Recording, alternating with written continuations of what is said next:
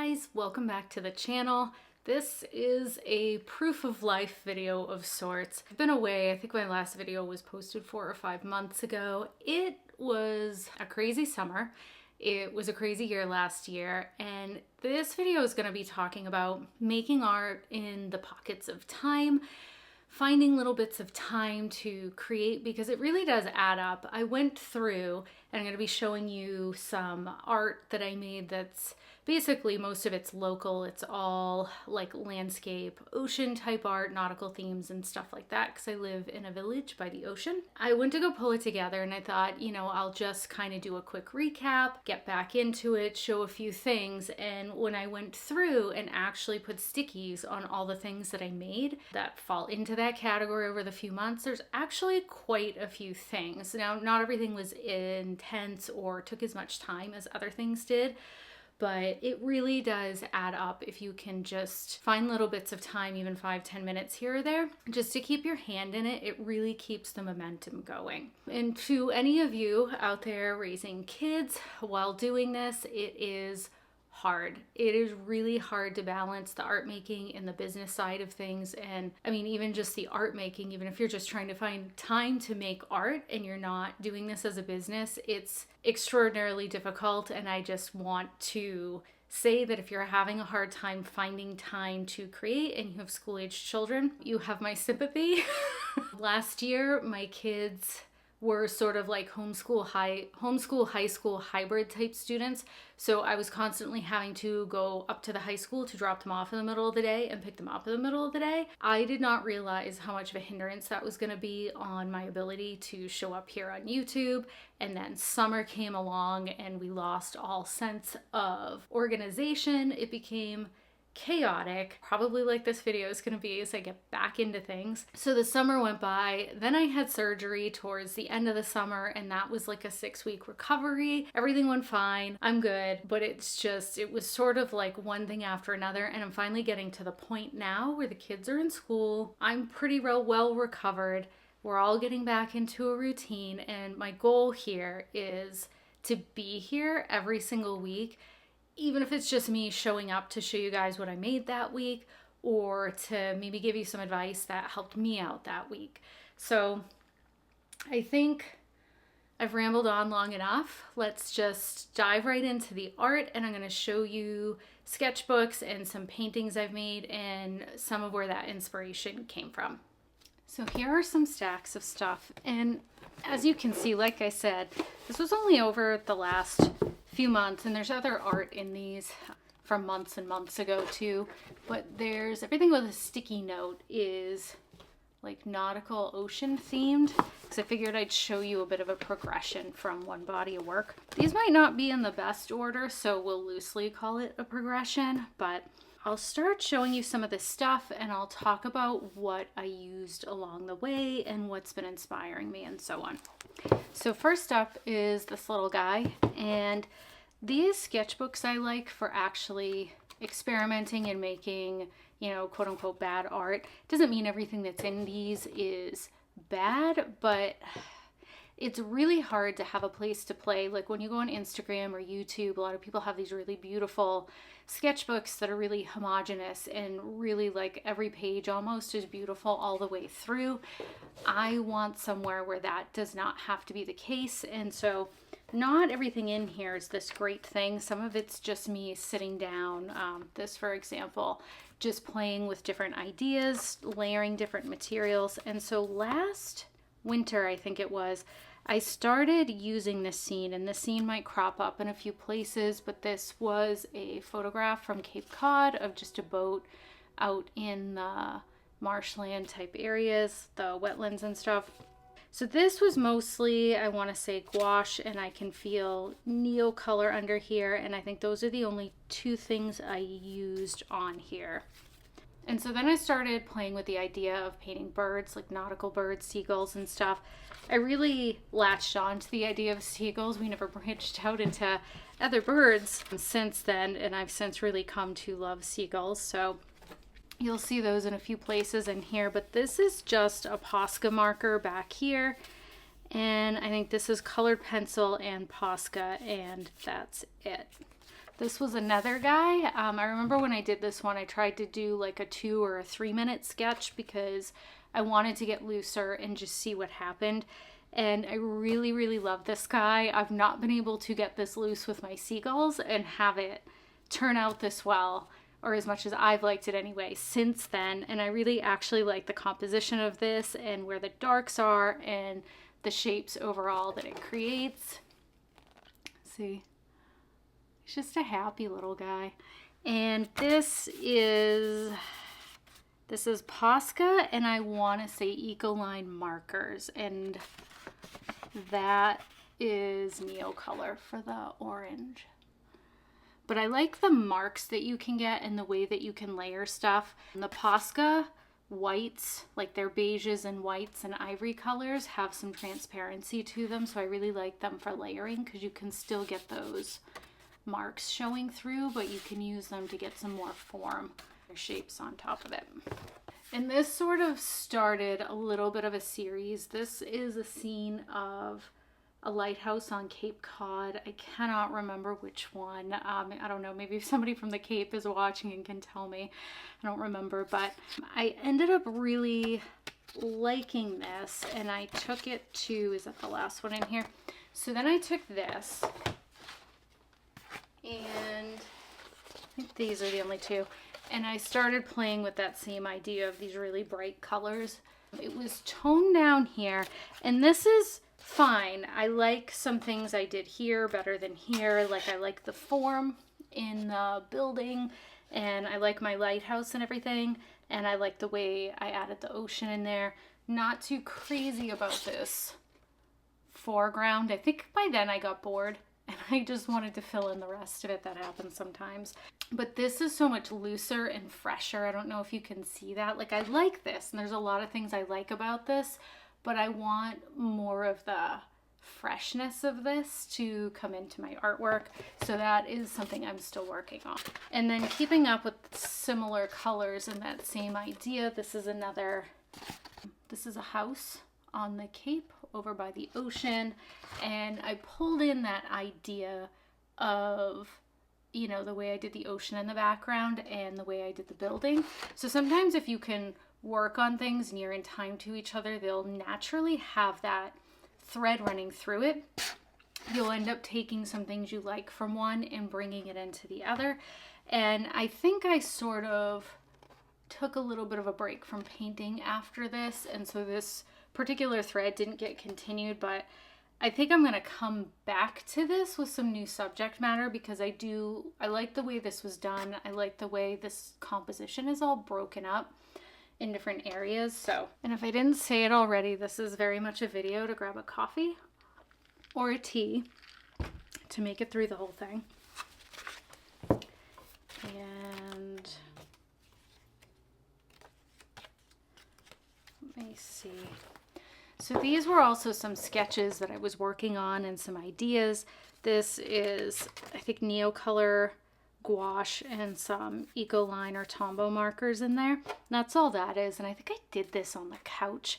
That's why I kind of like those markers and stuff, is because you can just grab a few of them in a little tray. And if you have a little, this one's really small, but I mean, you could do other ones, but mine's pretty much all gouache in here, and then I just use a water brush. And between this, a water brush, and just some mark making dry materials, I can go sit on the couch or something and just play with an idea. This was another one where I was trying to bring in just boats and things like that, and I was working on different ways of making boats and maybe not filling everything in and leaving the sail open like that with some pattern. This is that same boat scene I showed you earlier. I really liked how the sky came out on this one. I left it emptier in here, and I've noticed that when I'm working on paper, I like to leave some of the paper either maybe not quite showing through, but really, really transparent. I feel like when I fill a whole piece of paper up with thick paint, it's almost like the paper can't breathe or something like that. I don't know, I like the lightness when you keep some of the paper showing through, but that's just gouache and Neocolor there. This is down on Onset Beach in our village. I think I did this in my car last winter. This is Wicket Island, and this was just done with marker and colored pencil and maybe some neo color in there, but I just wanted to capture more gesturally and in a mark making way just the landscape and come up with some interesting compositions. I'm finding I don't like compositions where everything's, you know, kind of straight across with the ocean and then the land and so on. And it's not that that's wrong or anything. It's just that I prefer something that's got shapes blocked out that I can kind of play with. And this is another one of that lighthouse. This one I actually did after that other one where I liked the freshness. I think I was trying to do a different version of it with more marks and things, but the other one, again, just kept the freshness in a way that this didn't. And it's something I'm always trying to get back to. And this was another little scene from the Cape. There's lots of cool little inlets on the Cape of like wetlands and these sort of estuaries and things along the ocean front and the more inland areas. And so I actually really like how this one turned out. What else is in here? This one only has one. I think this is the sailboats. Yeah. This one I was just playing with the idea of how minimal can I keep this. I think I only had, 5 minutes to sit down, so I just pulled up an image of some boats on the Cape. And this is just Posca marker, colored pencil, and then this is some neo color back there. But this is just to show you too that you don't need to necessarily fill in a whole page to make it worth your while. Like for me, this is a really successful composition. This is actually one of my more favorite things that is in here because for me, this just works. The whole layout, the subtle compliments and things like that, it pops in just the right places. So little bits of time can really move you along. And sometimes when you work quickly or for a short amount of time, it frees you up because you're not so worried about making something good. Because in the back of your mind, you're thinking, what good thing can I make in 5 or 10 minutes, right? So it allows you to just do whatever. And when you do whatever, sometimes you find something through that exploration that can take you into the next thing. You make like a little discovery of something that you really like. This, I forgot that I did. I think I don't even know where this is from. I pulled up, a picture of a fishing boat from somewhere because I just wanted to paint fishing boats. And this is gouache, colored pencil, neo color, and Posca. I really love that. This is a chisel tip, that medium blue color, the darker blue kind of. And I love coming over and using it to add some opacity in the ocean. And I was really happy with this one. This was just playing around with different kinds of compositions and different colors. I think I had swatched something on here or cleaned something off, and so that just freed me up to maybe try some colors I wouldn't normally try. Like this isn't my favorite thing, but this also reaffirms to me that there's certain color combinations that I just don't like. Another boat, and again, talking about taking that thread, right? I noticed that I liked this Posca marker here coming over the gouache to add opacity, so I did it again here. You know what I mean? I brought that thread back through and I did the same thing using the light blue Posca up in the sky. And I really liked how that came out too. More boats, same thing with the Posca down here. That's why it's so important to notice what you enjoy.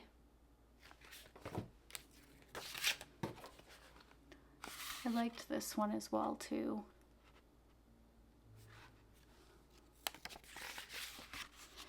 This one was a more minimalist. I think it was of a sailboat from Maine. And this one's much more muted. I think this was done months and months later from these, obviously. But I like the simplicity of this, and I think I did this one in bed in probably about 5 or 10 minutes. It's just gouache, Tombow. This is a Liquitex marker to sketch it in, and there's some neo color up here and in here, and that's it. So one day my husband and I went to Plymouth.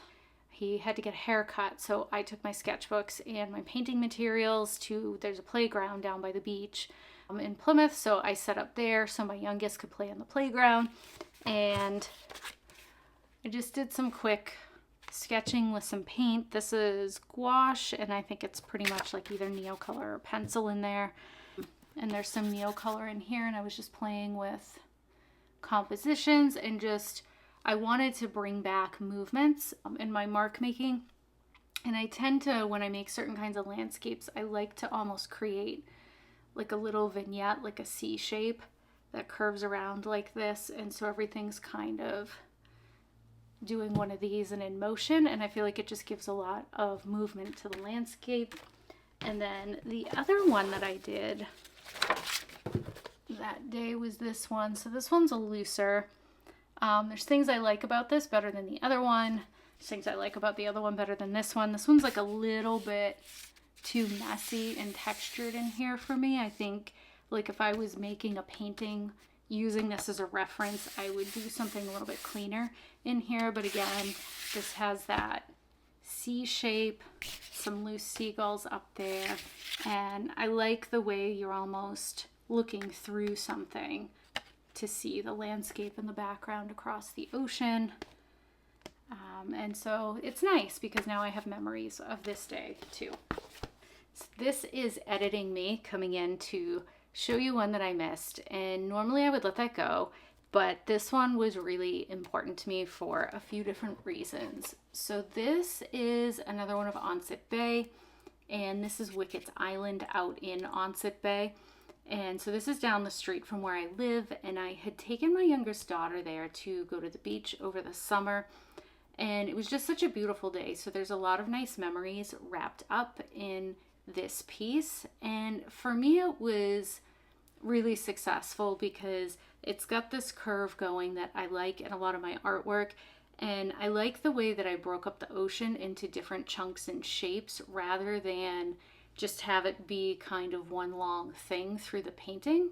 I like it more when things are broken up, and I like my little seagull guys up there. There's always tons of seagulls at that beach. And so yeah, I was just really happy with this one. And then the last few things I want to show you is I had gotten inspired by this book. Yep. So this was a sticker book I saw at Target, and I love sometimes the illustration. And this one I liked in particular because their eyes weren't very cartoony, and sometimes that bugs me out when I want to keep it for like a little reference or just something for inspiration, but this one was really nice. So I came in here and I think I used this cover page. I liked this scene in here with the boat and the seagull. I think I just left him out and I changed some things, but I had seen this and I really liked it. And I would encourage you to do this. If you are tired and you can't find things to paint, or you just want something to paint, if you grab something that's already an illustration, don't copy the illustration and change it and, you know, make it your own. What it's good for is to just give you some elements to pop into your own painting. And then if you're going to use some of those elements, you know, don't paint them the same exact way. That's someone else's style, but do it your way. But it's giving you simplified shapes to use, right? Like there's a difference between the amount of energy and effort it takes to take a photograph of a seagull, or in real life a seagull, and translate that into a seagull on the page. When you're translating an illustration into something that you're painting, it's already been simplified for you. It's already been like all the unnecessary information has been filtered out for you in a way, and so then you can just go at it more easily. That's how my brain works anyway. I have ADHD, and so when I see a bird, I see a lot of information on that bird. So having, you know, an illustration to look at for a reference gets rid of a lot of that information, and it also frees me up to add my own details or just little flourishes and things like that that I want to add, that are mine, that are me, because I'm not fighting against, you know, the real life thing. Having that simplified shape of a bird and things like that helps you kind of get rid of that information automatically and not fight your brain so much. So anyways, that was a really long way of getting to the point. So actually, this was not the first one. So the first version of that painting was actually this. I did this in my sketchbook with, let me see, gouache, maybe gouache. This might have been my Liquitex paints. No, this is gouache. So I came in here with gouache, and it looks like Posca is in Neo color. I don't think there's any colored pencil in here, but this was just to, you know, find a way to make it my own and filter out information. As you can see, I took the bird and flipped it and put it over here. This thing is not there, it's this. There's a boat, but it looks different. You know, it's still red with a stripe, but it's going in the other direction, and you wouldn't think, you know, it was the same boat. But anyways, so this was just for me for practice, and I had a lot of fun breaking this down and making a lot of marks. And when I did the second one, I'll cover that up. This was fine. And again, this isn't quite the C shape, but it has an arch in it. Because again, I like to vignette things. I guess this comes around almost like a backwards C this way. I really liked this. It was a little bit too tight for me, but I do like the brush marks that came in here. I used a big wide, like a chip brush, a bristly brush to come in here to make these marks, and creating just a little bit of interest and pattern with different things. After I made this, I just recognized that I wanted it to be looser and freer. Like, this was fine, but it just didn't really, it wasn't satisfying. Sometimes everything isn't so much that it's good or bad, right? It's just that it's not scratching the itch, right, that you want to scratch. Then I came along and made this one, and out of all of them, I'm probably happiest with this guy. But again, I took that, I liked these brush marks right here, so it doesn't look exactly the same. I changed the composition, but I liked those marks, so I brought that thread into here. I didn't like the white stripe here, so I just didn't add it into that one. Getting better at painting seagulls by the third one, you know, when you paint the same thing over and over again. I really like how this turned out overall. This was another one that I did, and I never made another one of these off of this. This, like I said, I just talked about scratching the itch a little while ago. There really wasn't much in here that I wanted to repeat. I liked the way the lighthouse came out, if you can see how loose that is. I really liked that. Honestly, that was about it. And that's okay, because again, this wasn't for anything. This was just an exercise for me to play with materials and not have to think about something to paint. This is where that scene came from. Again, sometimes if you just want to play with your paint in different brushes and just paint something, but you don't want to have to think about what to paint, something like this can be good. I mean, don't sell what you painted, you know, keep this stuff just for you as practice, but it's totally fine to do. And then this was more Seagull Practice. This guy's hilarious. He looks very quizzical and curious. And then there's this guy in flight.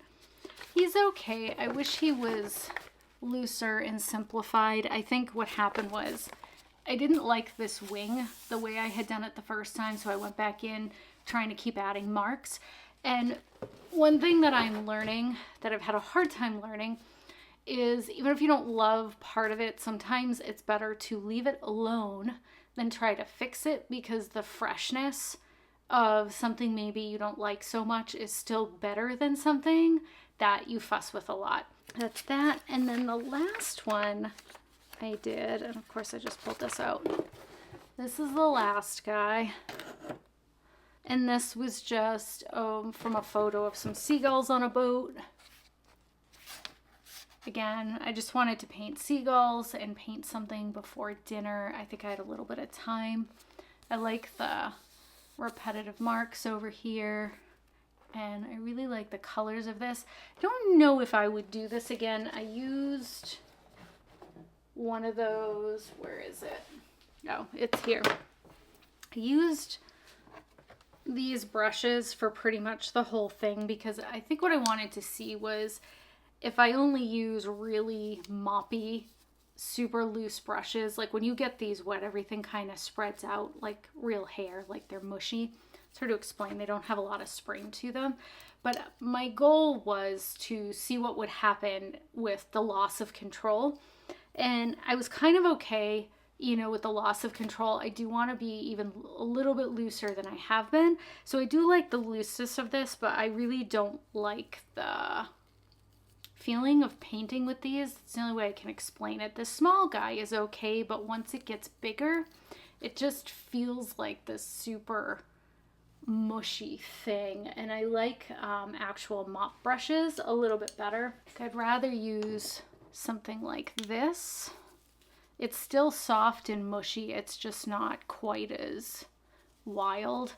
And I also like these, if you can find them. These are the round Crayola brushes. They come in 4 sizes together, and these can get pretty mushy. This one's pretty worn down over time. That's not the shape it comes in.